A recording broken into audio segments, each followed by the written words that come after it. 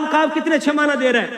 تعلق الوجہ، جو بندہ ہنس سے کہتے ہیں یہ تعلق الوجہ ہے. اسی وجہ سے میرے آقا کریم نے فرمایا کسی نیکی کو ہلکا نہ سمجھو. لو ان تلقا خاک بوجہ طلق، فرمایا چاہے کسی اپنے بھائی سے خوش چہرے کے ساتھ ہی ملنا ہو. اب میرے مصطفیٰ نے جب فرمایا انتم طلقا، مسکرا کے فرمایا، مسکرا کے فرمایا جاؤ خوش ہو جاؤ، میں نے تمہیں آزاد کر دیا. جس کی تسکین سے